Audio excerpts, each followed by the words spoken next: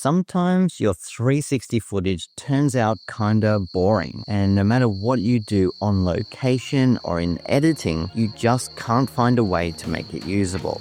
But it doesn't have to be that way.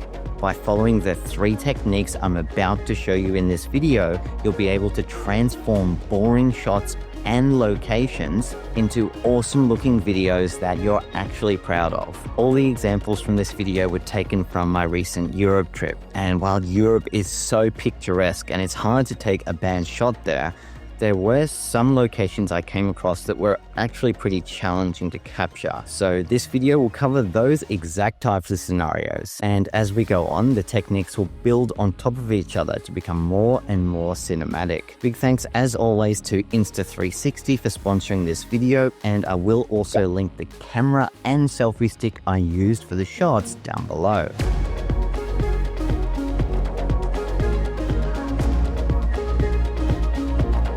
Movement comes in multiple forms. The first way is you moving on camera and performing something interesting, like here at Annecy Lakeside, where I held my feet up to the camera while sitting on the wharf. And the 360 camera is essentially acting like a wide-angle lens here, creating a really fun shot. Movement can also take the form of being on something that's moving, like a car, a boat, or a cable car, where the background is moving around the vehicle, creating that sense of movement. With these types of shots, you have the option to point the angle back towards you inside the vehicle, or show the vehicle's perspective and the amazing landscape that it might be looking at. You'll always want to experiment with these while editing because the results can be truly epic. The third and perhaps easiest way to achieve movement with your 360 camera is by moving the camera yourself. So here I am in Bratislava moving through these ruins, and even though it's a really simple movement here where I'm just walking in a straight line,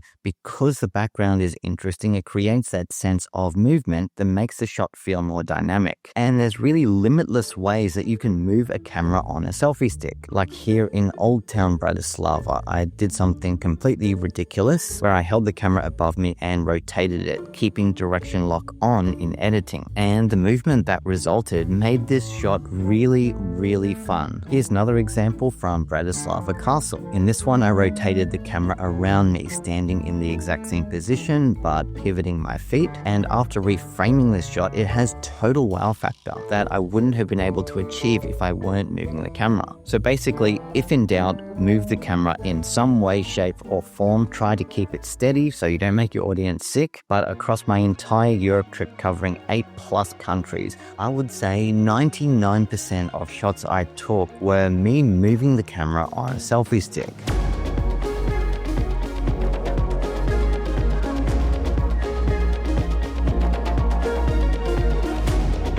Reframing is where 360 cameras really hold their value and are unlike any other camera, since they literally allow you to choose the best angle later on or multiple best angles within the same shot. And my first example of this is this shot I took at the Hungarian Parliament building in Budapest, which is one of the most stunning things I've ever seen in my life. However, it was surprisingly hard to reframe this one in an interesting way, since the main detail of the shot is in one single direction, which means that to keep this shot interesting, we'll need to reframe the shot in that direction with some added camera movements. So I'm here in the Insta360 mobile app in the manual keyframing menu, and I've decided that my first viewpoint is going to be a wide shot. So I'm going to put a keyframe there, and now I'm going to play the timeline forward.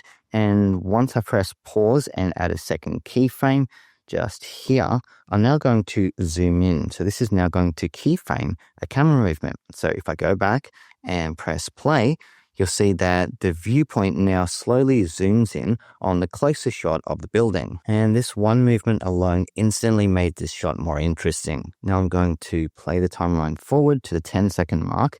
And my next viewpoint is going to be a tiny planet. So I'm going to zoom out here into tiny planet mode. I like that. I'll press plus to add a keyframe. And now the shot transitions between 3 different viewpoints while still focusing on the main highlight of the Parliament building. Now I want to show you a way more advanced version of this that I did on this shot from Annecy, where I attempted to simulate a drone shot by running with my camera and moving it up and down and hoping for the best. So you'll see down here is my timeline, and as I play this video forward, you'll see that it transitions from keyframe to keyframe to keyframe. And I've obviously pointed these in different directions, changing the field of view and general shot direction as the clip unfolds. And that turned out fantastic. So it's always worth playing around in the Insta360 mobile or desktop app with keyframes to see if you can make your shot more exciting by animating it between your best viewpoints.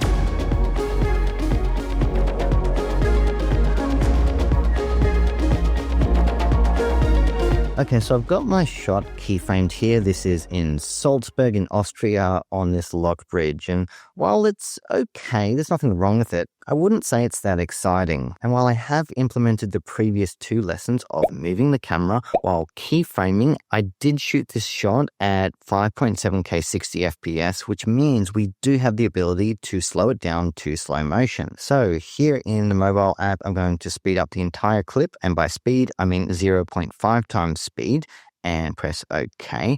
And it's really as simple as that. Now, after I export, this shot looks cinematic and kind of magical with the snow falling and the locks passing from right to left. And the only difference from before is that it's slowed down. Likewise, if you speed up a long clip where you might be walking through a location or around a landmark, this is a great way to make those longer, more boring shots really exciting. And I definitely got my fair share of them while I was in Europe. One of the best of which was here in Lyon, outside the Ferris wheel, where all I did really was press record while shooting in pure video mode, which is optimized for low light, and walked in a giant circle around the Ferris wheel. Now here in the app, when I go edit, speed, entire clip, you'll see that I've sped it up to 16 times speed, which is the standard speed for hyperlapses, where you're working with anywhere between 2 and 5 minutes of footage. Then on top of that, you'll see as the clip plays that I've keyframed the viewpoint toward the Ferris wheel, where all I'm doing is keeping it centered throughout the entire clip. Then to make it even more epic, I went to Edit, then Motion ND, which is Insta360's fake motion blur effect, and I turned it on with the standard settings at 85 and around 50, but you can always play with these if you like. And the final result ended up being the perfect combination of movement, reframing, and speed, all in one shot. Hyperlapses are the #1 technique I've used over the years to get instant wow factor out of any location, no matter how boring. The final layer I'd add on top of movement, reframing, and speed is color, because spending literally 2 minutes color grading can transform a shot from good to absolutely fantastic. And this is going to be a personal choice, of course. Some people prefer more brightly saturated shots, whereas other people not so much. But by spending a few minutes in DaVinci Resolve balancing the exposure and colors, you'll be able to bring out a vibrance and excitement about your shots that wasn't there before and you didn't even realize it. So I would always recommend doing basic color grading if you have the time and the type of project you're working on justifies it. If you want to download some pre-made color grades that I've already done for you for any Insta360 camera,